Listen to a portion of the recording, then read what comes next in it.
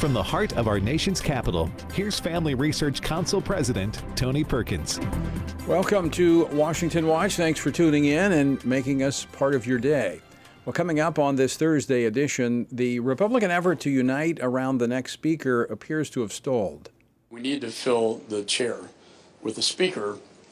Every day that goes by, it gets more dangerous. So I see a lot of threats out there, but one of the biggest threats I see is in that room, because we can't unify as a conference and put a speaker in the chair to govern. That was Texas Congressman Michael McCall, chairman of the House Foreign Affairs Committee. That came following a closed-door members-only meeting earlier today. We're going to talk with Texas Congressman Nathaniel Moran, a member of the House Foreign Affairs Committee, in just a moment. Also, a former Hamas leader is calling for tomorrow, Friday, October the 13th, to be a day of jihad. Now, there's a call for protest around the world, but protest and violence is already taking place in places in parts of the United States. So what does that mean? What should we be prepared for tomorrow? We're going to find out. Washington Stand reporter Sam McCarthy will be here with more. Anti-Semitic protests are already, as I mentioned, breaking out on college campuses in the U.S. Now, while this shouldn't be surprising given the fact that anti-Semitism is taking place in Congress, members of Congress actually expressing hatred toward the Jewish people and the Jewish nation. But nonetheless, this should be disturbing to all Americans. We're going to talk with Rabbi Minkin, managing director of the Coalition for Jewish Values. And as Secretary of State Antony Blinken was in Israel today to show support for the Jewish nation, questions still surface about where does the administration stand on the $6 billion they released to Iran, who is a major funder of Hamas. None of the funds that have now gone to Qatar have actually been spent or accessed in any way. We have strict oversight of the funds, and we retain the right to freeze them. But does Iran know they're coming? That was Secretary Blinken at a press conference after meeting with Israeli Prime Minister Benjamin Netanyahu earlier today. We're going to get the latest on the effort to hold Iran accountable from Nebraska Senator Pete Ricketts. And speaking of funding for terrorists, we do not have any quarrel with the Palestinian people, which is why we think it's important to continue to provide humanitarian aid that directly benefits them, not the terrorists the terrorists who ultimately are going to be responsible for the loss of many Palestinian lives. That was State Department spokesman Matthew Miller. We're going to explore further the millions of dollars the Biden administration has given to the Palestinian Authority that's been used to indoctrinate Palestinian children to hate and even kill Jews. Oklahoma Senator James Langford joins me for that conversation. We're also going to get an update from Senator Langford on his efforts to force the FBI to cut ties with the anti-Christian Southern Poverty Law Center. And I'll also have an update for you on the Equal Employment Opportunity Commission's proposed rule for the workplace that would police pronouns in businesses across America and force employers to open up bathrooms and locker rooms to individuals based upon how they're masquerading. Oh, and a programming note. Yesterday, some of our radio stations did not get the live program. The vendor that distributes our program had a major outage, and a previous episode of Washington Watch aired. We apologize. It was beyond our control. Yesterday's program was very informative and still relevant. I would encourage you to download the Stand Firm app. You can watch the program live on the app no matter where you are, and you can also watch previous shows as well. You can find the Stand Firm app in the App Store. Our word for today comes from Acts chapter 26 as Paul stands before King Agrippa, a prisoner, telling his testimony. I heard a voice speaking to me, Saul, Saul, why are you persecuting me? So I said, who are you, Lord? And he said, I am Jesus, whom you are persecuting. But rise and stand on your feet, for I have appeared to you for this purpose, to make you a minister and a witness both of the things which you have seen and of the things which I will yet reveal to you. I will deliver you from the Jewish people as well as from the Gentiles, to whom I now send you to open their eyes, in order to turn them from darkness to light and from the power of Satan to God, that they may receive forgiveness of sins.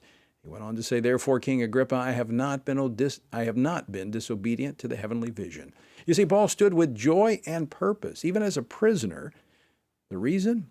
He stood for the purpose of God. To find out more on our journey through the Bible, go to frc.org/Bible. Well, today is day 10 of the paralyzed Congress, unable to operate without a Speaker of the House. House Majority Leader Steve Scalise has emerged as the Republicans' top choice for the position, but he has not yet secured the 217 votes necessary to become Speaker. Now, with the backdrop of the war in Israel, government funding set to expire on November the 17th, will Republicans unify around a candidate soon? Joining me for an update is Congressman Nathaniel Moran. He serves on 3 House committees, including the House Committee on Foreign Affairs. He represents the 1st Congressional District of Texas. Congressman, welcome back to the program. Good to see you.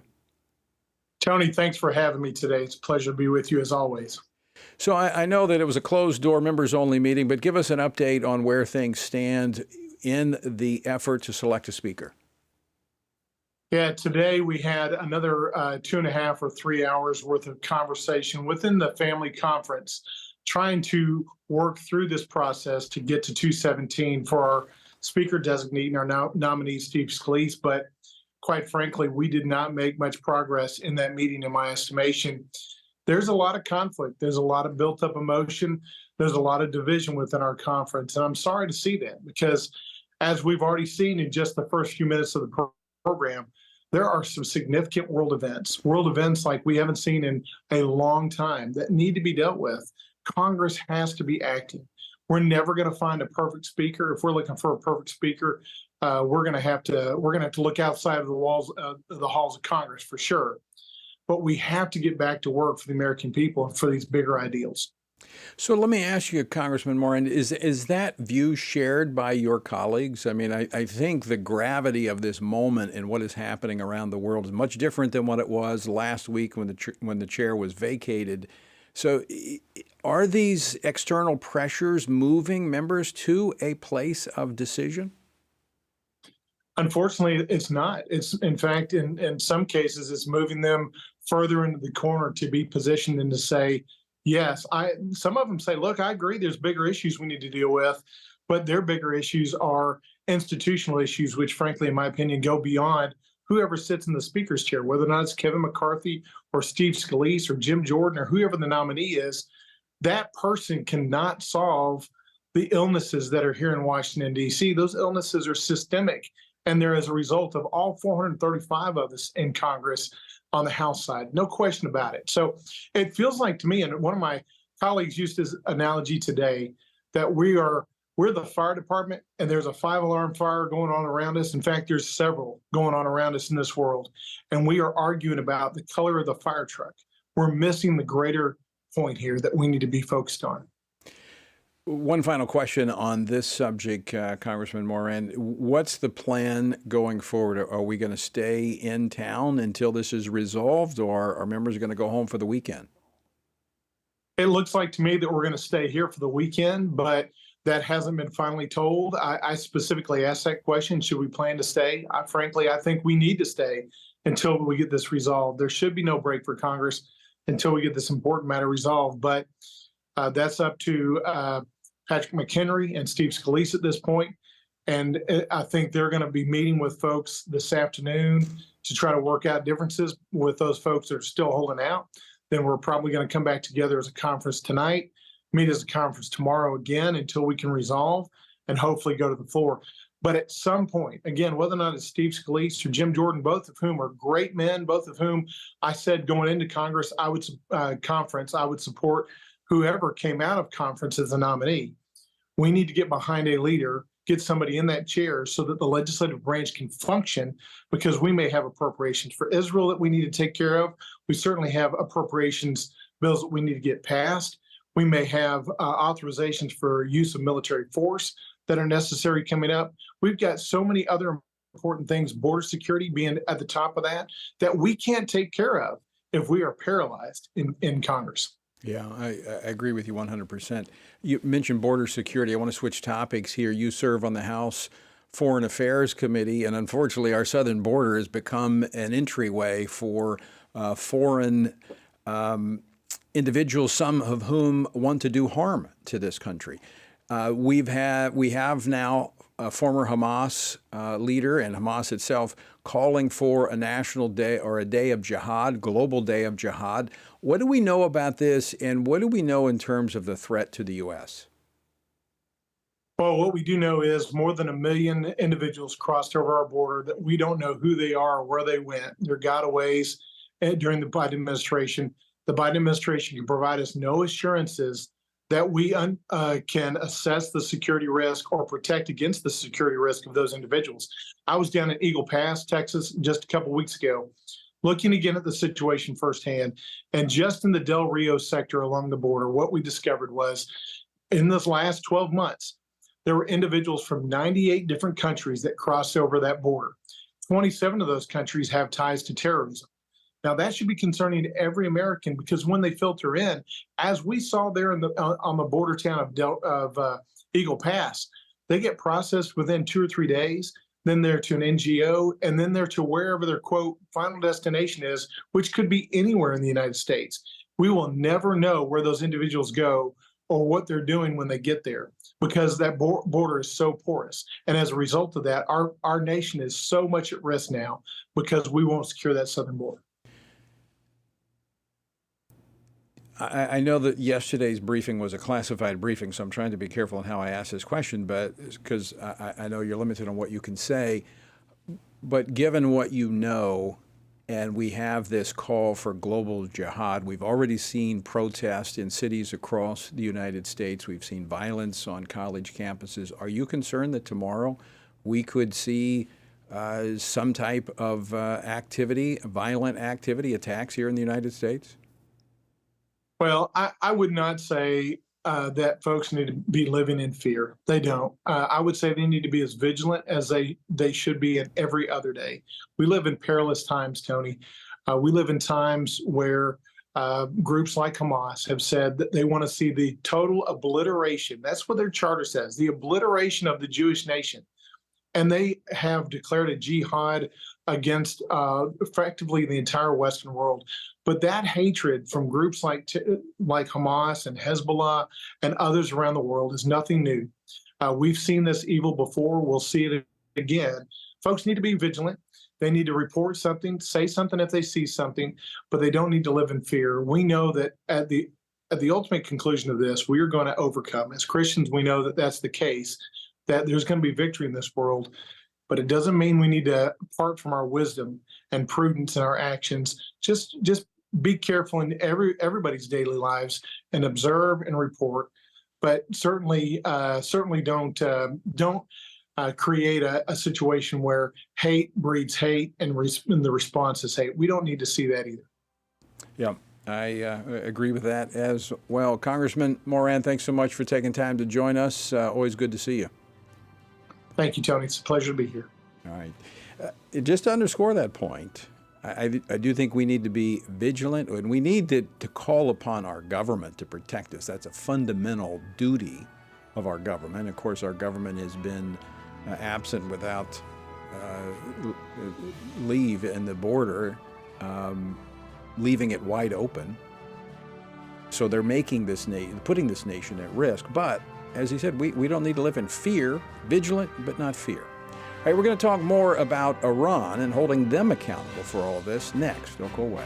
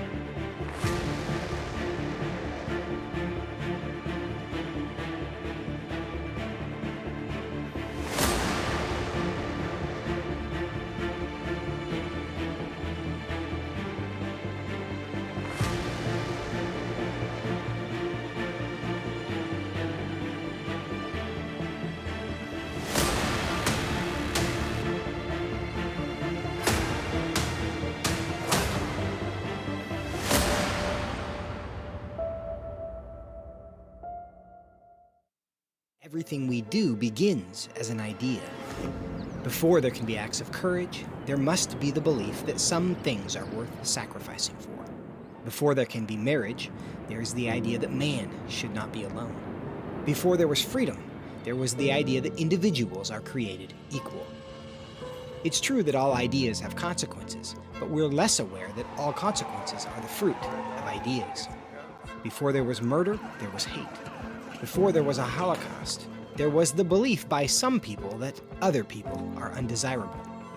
Our beliefs determine our behavior, and our beliefs about life's biggest questions determine our worldview. Where did I come from? Who decides what is right and wrong? What happens when I die? Our answers to these questions explain why people see the world so differently. Debates about abortion are really disagreements about where life gets its value. Debates over sexuality and gender and marriage are really disagreements about whether the rules are made by us or for us. What we think of as political debates are often much more than that. They're disagreements about the purpose of our lives and the source of truth. As Christians, our goal must be to think biblically about everything. Our goal is to help you see beyond red and blue, left and right, to see the battle of ideas at the root of it all. Our goal is to equip Christians with a biblical worldview and help them advance and defend the faith in their families, communities, and the public square. Cultural renewal doesn't begin with campaigns and elections. It begins with individuals turning from lies to truth. But that won't happen if people can't recognize a lie and don't believe truth exists. We want to help you see the spiritual war behind the political war, the truth claims behind the press release, and the forest from the trees.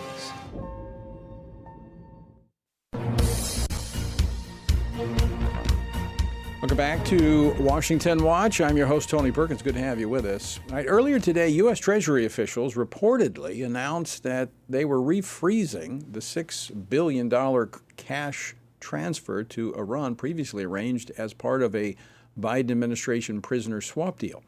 Now, earlier this week, 20 Republican senators demanded President Biden end this cash transfer, a demand that later picked up some support from Senate Democrats. So what does this mean that the funds are refrozen? I mean, for how long? Joining me now to discuss this and more is Senator Pete Ricketts of Nebraska. He serves on 3 committees, including the Senate Foreign Relations Committee. Senator Ricketts, welcome back to Washington Watch. My pleasure. Thanks very much for having me on. So Senator, we're told now that these funds have been refrozen. What does that mean? What do we know? Well, we don't know a lot, frankly. We know that the Biden administration was trying to return the $6 billion to Iran, that it was in South Korea, then it moved to Qatar, and none of the funds have been accessed so far by Iran. What the process up until this point would have been is that they would have had to make purchases, supposed to be only humanitarian goods, and that then they would submit basically a receipt to us and we would release the funds. What I have and my Senate colleagues have asked for is that the president refreeze those and not provide them to Iran. They're the largest state sponsor of terrorism. They sponsor Hamas. The Wall Street Journal said that they were complicit in planning this horrible, brutal attack. And frankly, money can be used in a variety of different ways. Ayatollah Khamenei said that he's going to use it any way he wants. So even if they do spend money, say, on food and get this money back from Qatar, they can spend it on anything they want. They can spend it on guns. You know, if you free up money that you're going to spend on food and you can now spend it on terrorism, that could happen. So it was just a bad idea to begin with. It was cut in secret with the Biden administration. We were not made aware of it on the Foreign Relations Committee.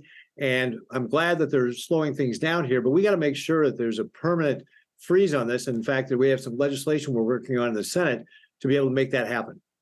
I think that last point is very important, that it be permanent, because as you pointed out, they must think the American people are pretty dumb to say that, well, they can only use it for food and humanitarian purposes. But I mean, let's say you've got a household budget of, $200, and you were going to buy $50 worth of meat, but instead somebody else gives you $50 and you go ahead and use that $50 to buy ammo. I mean, you can do whatever you want with the money. You can move the money around. But if they know this money is coming, and we've heard repeatedly from the administration that, well, they haven't accessed it yet. We know that. We're tracking it. But if they know that $6 billion is sitting in the bank, they can move on what they have today, move with what they have today, knowing that money's coming tomorrow. Yeah, absolutely right. That's why it makes no sense first of all, it made no sense to do this deal in the first place. And certainly now that Iran was cutting this deal with the Biden administration, perhaps while they were planning this attack on Israel, just shows the contempt that they have for the Biden administration and why, again, we should stop these funds from getting to Iran. They're just going to use it to, again, sponsor terrorism. And we can't allow that to happen. Now, you serve on the Senate Foreign Relations Committee, which is asking questions of the State Department regarding the Biden administration's former special envoy to Iran and whether or not he was compromised, and actually that we had a spy ring for Iran operating within the State Department. Tell us about that. Yeah, so what has happened is the Iranians created a fake think tank and then had they recruited Americans to basically staff it and then push the Iranian point of view on our State Department. In fact, some of these people actually were very close advisors of the State Department. And again, it just demonstrates the incompetence of the Biden administration that they could allow this to happen in the first place. You would think that this would raise red flags with people about how this whole process was going on. But it's just a string of failures that the Biden administration has had on a number of different fronts, and why they, in my opinion, they really don't have any credibility. And frankly, it's actions like this which is why we see dictators like Putin being emboldened. I think certainly this has also probably contributed to why Hamas picked this time to attack Israel. They view us as being weak. Anytime the United States shows weakness, we just encourage these bad actors, these dictators, these terrorist groups, to start attacking us. The world is safer when we act strongly. We need to, for example, support Israel and let them know we stand with Israel. That's the best way to keep the peace through strength. I'm very curious about this because some of these individuals that were in this ring of supporters of Iran that were within the State Department, the Biden administration, even goes back to the Obama administration, they had security clearances. And I've been through that process when I was on the U.S. Commission on International Religious Freedom. It's pretty difficult. It's a lengthy process to get a security clearance unless someone's cutting the corners.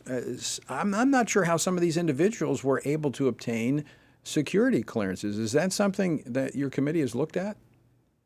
We haven't looked at that issue in particular because this has all come up fairly recently. Well, that's absolutely the kind of investigation we've got to have, and some of the answers we've got to have from the State Department with regard to how could this possibly have happened. If you're doing clearances, you'd think that this would be clear about we're not going to allow people who have connections to Iran who are going to be compromised to get that security clearance. In fact, I think one of the individuals actually did get denied a security clearance on this. But, it just goes back to what is going on in the State Department. And of course, this goes back, it's surrounding the nuclear deal. So this should, any further or any future conversations about the Iran nuclear deal, I mean, it should be dead on arrival, given the fact of what we're seeing unfold right now in Israel. Plus, when we look at the fact that we had an Iranian spy ring within the State Department. Yeah, absolutely. The Iranian nuclear deal was a bad deal. It never should have been done in the first place. As you know, this was started under the Obama administration. We should really end this deal permanently and look at sanctions on how we can prevent Iran from having a nuclear weapon and continue to put pressure on them. For example, they're in violation of this right now, and the State Department, to my knowledge, hasn't really done anything about that. So that's one of the things my Senate colleagues and I are asking questions about is if, with Iran in apparent violation of the agreement, what is the State Department doing? And this is where we're just not getting the answers we're looking for. And good point, because apparently these individuals who were friendly with Iran gave them a pass on a number of these things, unfreezing other funds that they sent to Iran. So I hope you guys are able to dig into this and reveal what really took place. Yep, that's one of the things that Marco Rubio is leading us on this. But we've got a number of senators who are very interested in getting answers out of the State Department. All right. Senator Ricketts, thanks so much for taking time to join us today. Always great to see you. My pleasure. Thanks very much for having me on. All right. All right, when we come back, Senator Langford of Oklahoma joins us to talk about another way the Biden administration is funding them.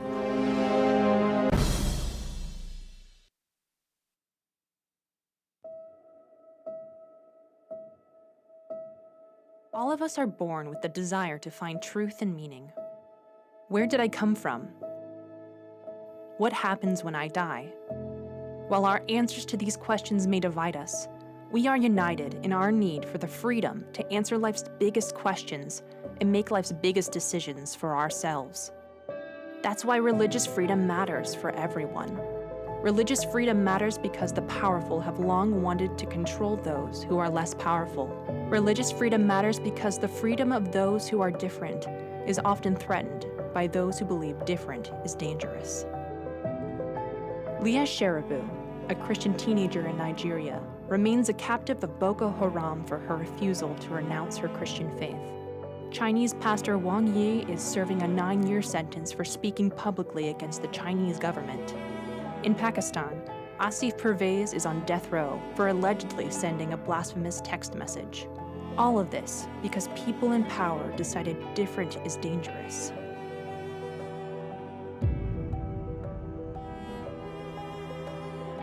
At the Center for Religious Liberty at Family Research Council, we promote religious freedom for everyone because the only alternative is religious freedom for no one. We encourage Americans and the American government to engage and advocate for the persecuted, and they do. We work every day to bring good news to the afflicted, to proclaim liberty to captives and freedom to prisoners. We do it because that's what Jesus does. We work to give freedom to others because we ourselves have been set free.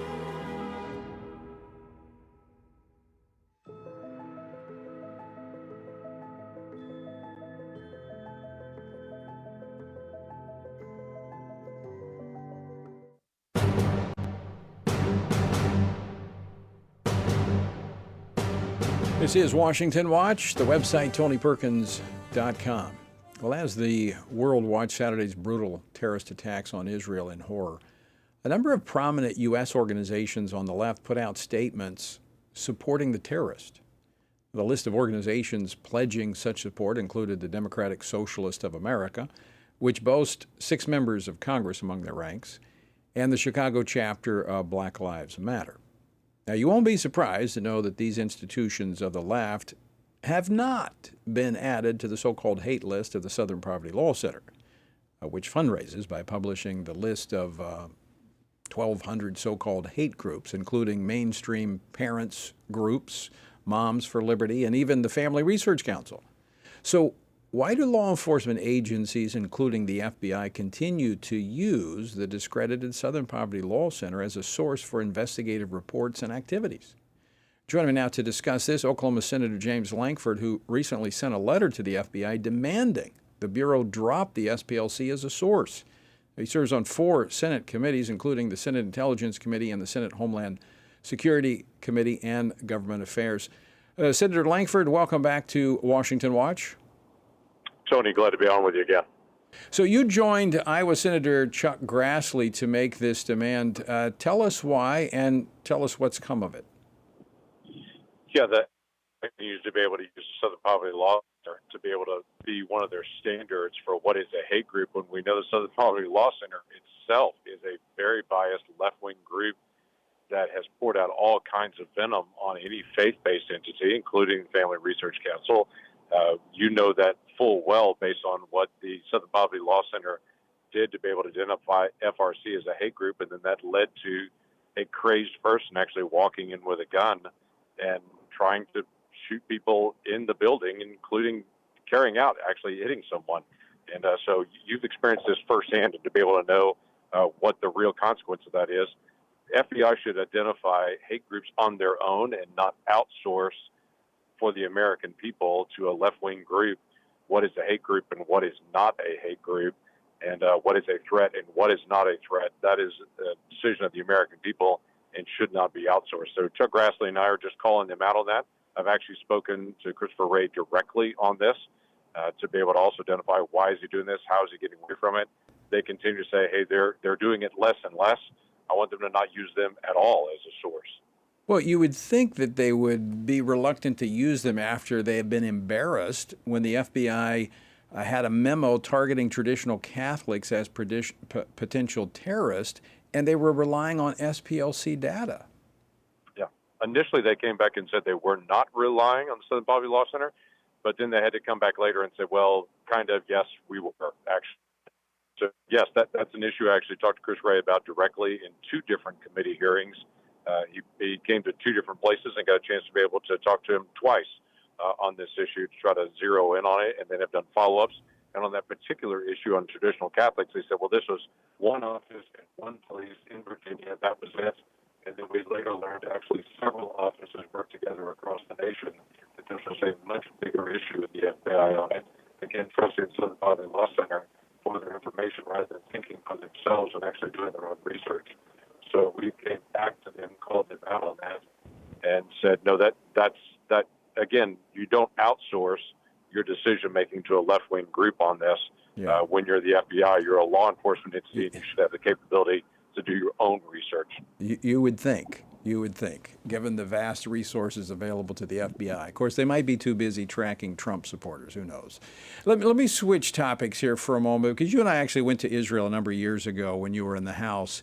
And we were briefed on funding coming from the United States to the Palestinian Authority through different means. But it was a good chunk of change goes into education of Palestinian children. And we looked at the material there. Now, the Trump administration put a halt to that, but the Biden administration has turned the spigot back on, and millions of dollars have continued to flow into the Palestinian Authority, the West Bank, and to Gaza. Are you surprised, given the material that's in there, that we have the type of brutality that took place when these terrorists crossed the border into Israel?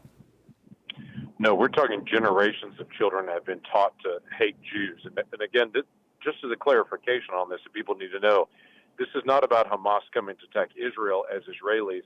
This is Hamas coming to attack Israelis because they're Jewish. I mean, the focus that they have is, and from their own charter, their commitment is to be able to kill all Jews anywhere that they are in the world. So this is not just Gaza against Israel. This is a deep hatred that's grown up through generations, and that is happening in their indoctrination. That is happening with parents teaching children, and in the classroom being taught to children to be able to hate Jews. So this is just horrific what is occurring. So I would tell you, and when you and I were in Israel together going through some of the different materials and things that were there, the Israelis have no issue with the UN providing humanitarian support to those in Gaza and in the West Bank, or providing security assistance to be able to make sure they can have good policing. But when you get into the educational side, all they're asking for is not unreasonable, is to make sure that when children are educated, they're actually educated, read, write, arithmetic, basics. They're not being educated to hate Jews. Right. And that is not an unreasonable request. Not at all, and we should not be funding that. Senator Langford, great to talk to you. Thanks so much for joining us today. You bet. Glad to do it, Tony. All right, Senator James Langford of Oklahoma. I mean, they receive $1 billion annually, and 58% of that goes to education. And you can see this material. It is unbelievable. We'll probably talk more about that another day, but it is something that needs to stop. All right, when we come back, we're going to be talking about this day of jihad. That's next here on Washington Watch. Don't go away.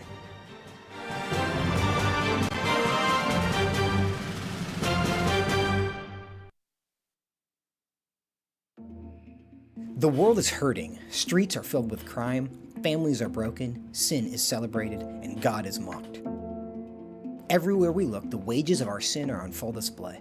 As Christians, we know that surrender to God's will is the solution to our biggest problems, but not everyone agrees. Even in church, we hear people say the most important thing is to be tolerant, that we shouldn't impose our morality on other people, and that loving our neighbor means celebrating what they do. But you can't do that. It's not that you don't love your neighbor, you do, but you care about God's opinion more than your neighbor's opinion, and this makes you different. In fact, sometimes it makes you feel alone, like you're the only one. But there is good news. You are not alone, not even close. Research has found that there are 59 million American adults who are a lot like you. There are millions of people around the country who are born again, deeply committed to practicing their faith, and believe the Bible is the reliable Word of God. But that's not all. They're also engaged in our government. They're voters. They're more likely to be involved in their community, and they're making a difference in elections. The problem is that a lot of them feel alone too. We want to change that. FRC wants to connect these 59 million Americans to speak the truth together, no matter the cost. If you want to learn more about this group and what it means to be a spiritually active, governance-engaged conservative, or if you want to find out if you are one of these SageCons yourself, go to frc.org/SageCon and take the quiz to find out. The world is hurting, and we have the solution.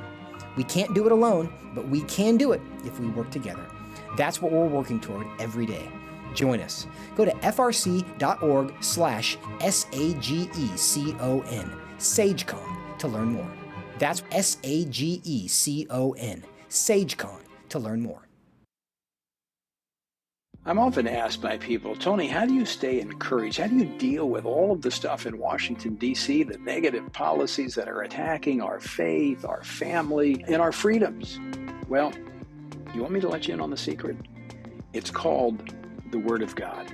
And that is why the Family Research Council embarked on Stand on the Word, a 2-year journey through the Bible. It's a chronological Bible reading plan with just 10 to 15 minutes a day. In 2 years, you will have covered the entire Bible. And to go along with this, Monday through Friday, I do a morning devotional that goes along with the reading of the day. It's all designed to encourage you on this journey because the Word of God, as the psalmist said, in my affliction, here's my comfort.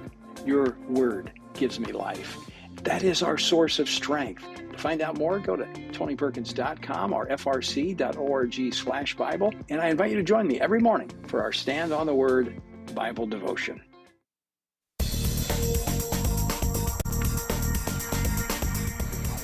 All right, earlier in the week, we were talking about the Equal Employment Opportunity Commission. They've just released a new proposed rule. It's a regulation that would undermine sex-segregated spaces and stifle free speech in the workplace on topics such as abortion and gender identity ideology by expanding the definition of what constitutes workplace harassment. Basically, all right, let me just summarize. You could get in trouble for using the wrong pronoun, and employers would be required to open up bathroom facilities, locker rooms, showers, whatever you might have, to individuals based upon their declared sexual identity or gender identity. And if you have a position that opposes abortion, that could be a problem in the workplace as well. So this is another way for the Biden administration to weaponize government against Christians in the workplace. So there is a window of opportunity to respond to this. We talked about it, like I said, earlier in the week, or maybe it was last week. There's a comment period, and when you put in comments, they have to read through those comments, and if we inundate them with comments, oftentimes it slows down the process and even will prohibit them from putting the rule in place. That was actually, it delayed the ruling for Title IX as they were wanting to change that. That has been put on hold just because of the volume of comments that have come in from Americans. So we want to help you make a comment, and it's real easy to do. All you need to do is text speech to 67742, the word speech, as in free speech, speech to 67742. You'll get a link. You follow that link up and you actually file a comment and make the EEOC know where you stand on whether or not you want them to force you to use an incorrect pronoun. We don't need the pronoun police, going through our businesses. So anyway, text the word speech to 67742. All right, as I've discussed on the program throughout this week, the horrific attacks on Israel last weekend both galvanized the Israeli people and led to a worldwide outpouring of support for Israel. But it's also exposed the anti-Semitic hatred of many on the left, even here in the United States. Now, the left often claims that words are violence, and protesters marched in Washington, D.C. on Sunday chanting, "Settler, settler, you will learn." by the millions we've returned. Now, in New York yesterday, an Israeli student was assaulted at Columbia University with Hamas militants calling for a worldwide day of jihad tomorrow. Can we expect more violence? And how can Christians show support for Israel as we pray and act for peace? With me now to discuss this is Sam McCarthy, who is a news writer at the Washington Stand. Sam, thanks for joining us today. Tony? So amid the outpouring of support for Israel, many on the left have stated open support for terrorism and for the brutality that has been perpetrated upon innocent civilians. I mean, what have you observed in this?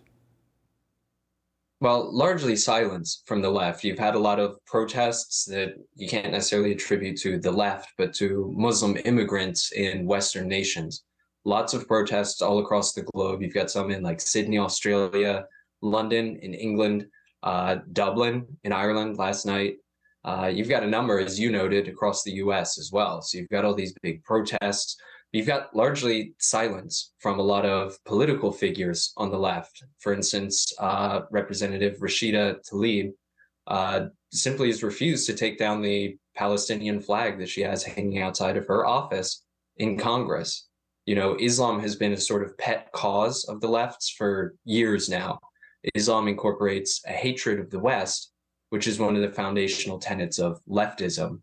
And so especially when Islam is empowered, when Islam is promoted through attacks like the Hamas attack and the idea of jihad, you typically have silence from those on the left, either silence or support. That's typically what it's met with. And you've got groups like, sorry. I was just going to ask about tomorrow, this call for a global day of jihad. What do we know about that? Well, you have the former chief of Hamas, Khalid Mishal, who's now the head of Hamas's diaspora office based in Qatar. He called for a global day of jihad tomorrow, Friday, October 13th. He said that Muslims must, quote, head to the squares and streets of the Arab and Islamic world on Friday. He also said, quote, tribes of Jordan, sons of Jordan, brothers and sisters of Jordan, this is a moment of truth. He's called for Muslims across the globe, whether predominantly in the Middle East, but across the globe, including in Western nations like the US, to take to the streets, protest, and march in solidarity with the Hamas attackers. In a video reportedly posted to YouTube that it was quickly deleted, Mishal also called on Muslims to, quote, show anger and, quote, send a message of rage to Zionists and to America, which is pretty concerning. And the Middle East Media Research Institute has also reported that Hamas itself reiterated Mishal's call for jihad. So, but jihad is a term. It's a term that means a lot. So what does that actually mean? It's not just like, let's go out and then get the bullhorn and have a protest. That is a loaded term. Yeah, so jihad is an Arabic word. It means yearning or struggling. It's often used in reference to war or proselytization by means of violence or war. Under classic Islamic Sharia law, jihad is understood to mean war against non-believers, infidels, us, Christians, Jews, anybody who's not a Muslim. Modernist Islamic scholars have tried to kind of reframe the term as referring primarily to defensive military action, but it's pretty clear from the way that Mishal is using the term that he's using it in the classic Sharia law sense of the term. So it's essentially warfare. Sam, you've been writing about some of these things. How should Christians respond? Well, prayer is always the first response. On Saturday, in addition to the Hamas attack, we also celebrated the 452nd anniversary of the Battle of Lepanto, which is when the Muslim Ottoman Empire attempted to attack Europe. And you had a small naval fleet made up of Christians. They called themselves the Christian League. You had a small naval fleet defeated their enemy, which vastly outnumbered them, the Muslim fleet. They defeated them, and they attributed that amazing victory to prayer. So really, prayer is the first line of defense. As one of your guests noted earlier, vigilance is also key. vigilance, be safe, don't live in fear, but certainly be vigilant, be safe. And again, above all, pray. All right, Sam McCarthy, thanks so much for joining us today. Great to see you. And keep up the good work on the Washington Stand. Thank you very much. And folks, you can read some of Sam's articles. You can go to the Washington Stand and find out more. Go to tonyperkins.com, follow the links over. All right, I'm going to continue this conversation on the anti-Semitic demonstrations that have been taking place on college campuses. But this didn't just happen. We've been seeing a rise of anti-Semitism globally. We've been seeing it on college campuses in the United States for quite some time. Joining me now is Rabbi Minkin. He is the managing director of the Coalition for Jewish Values. Rabbi, welcome to the program. So good to see you again after several years. It is good to see you as well.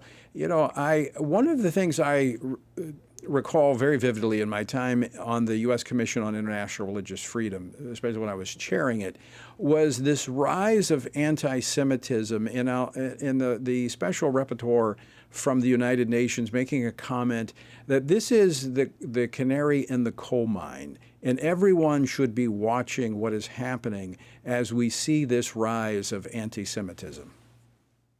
Well, it's been going on for a long time, and you've watched the campus get taken over. I remember as a college student, and I'm sure many of your viewers and listeners do as well, that there used to be protests for a whole series of serious human rights causes around the world.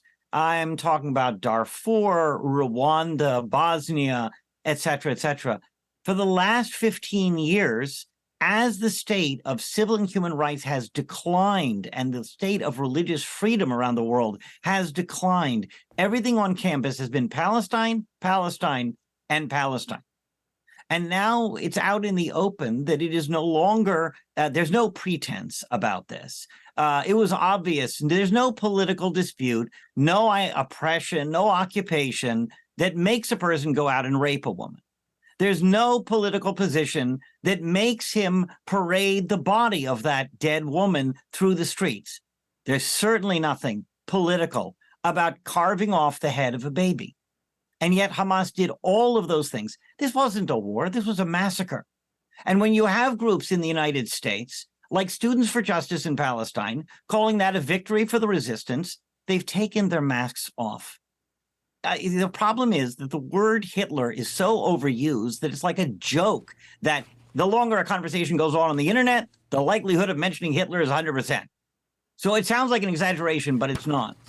This is the Nazis. This is the Nazi Sturmabteilung, the brown shirts, in American universities. And in fact, there was an assault on an Israeli Jewish student today at Columbia during the Day of Resistance, because he was putting up posters of the kidnap victims of Hamas.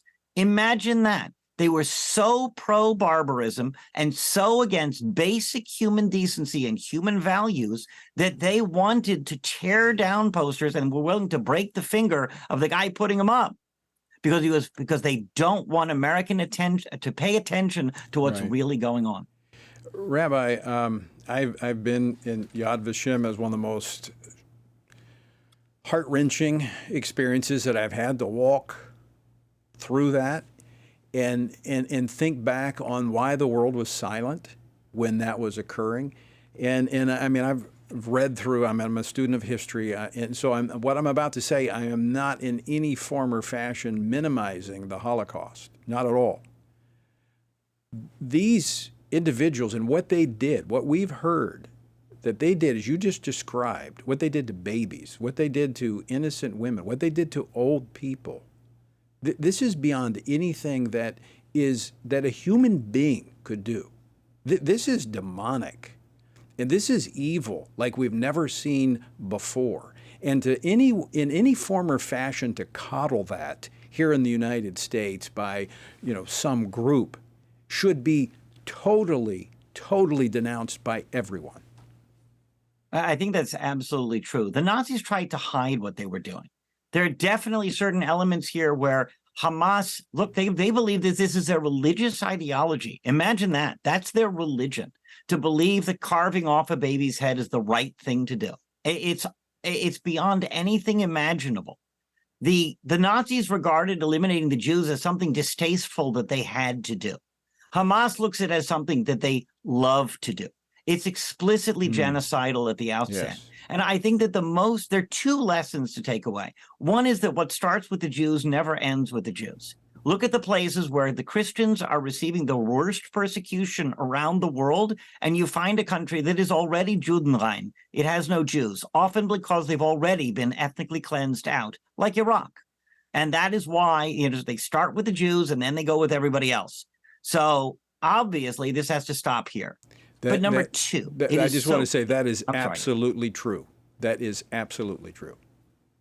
And the Nazism now is so clear. There's an absence of decency. You've seen this takeover on campus by students who really are just victims of indoctrination. My goodness, open the Bible. How many indigenous names are there for the Holy Land? One of them is not Palestine. That's a Greco-Roman colonialist name for the Jewish homeland designed to dissociate the Jews from Judea. Well, guess what? It's never meant anything different. It's not different today. This has been a false narrative from the get-go. But the most important thing for people to realize is you must continue pressuring your legislators to keep up the pressure on Israel to finish the job. This cannot, there can be no ceasefire. Yes. There can be no backing down. There can be no restraint. That is evil. That is barbaric. I have a piece in the Federalist this morning about the evil of restraint. It's not. It's a recipe for more civilians to die.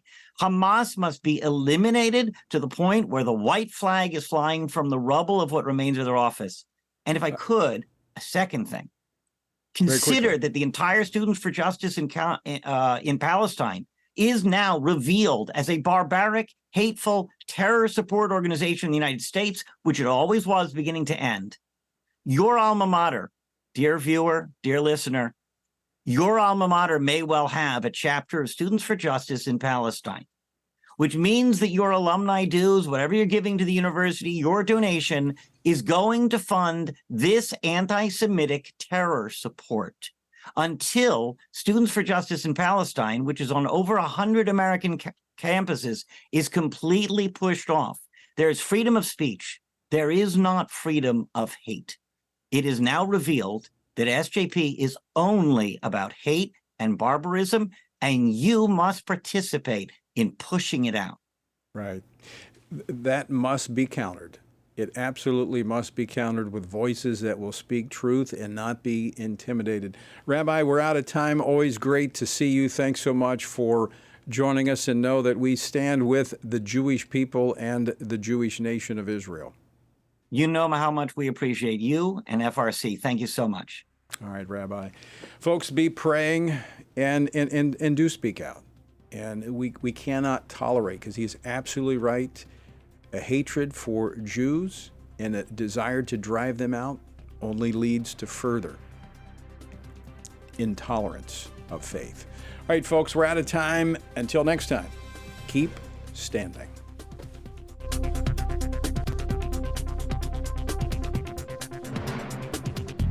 Washington Watch with Tony Perkins is brought to you by Family Research Council and is entirely listener-supported.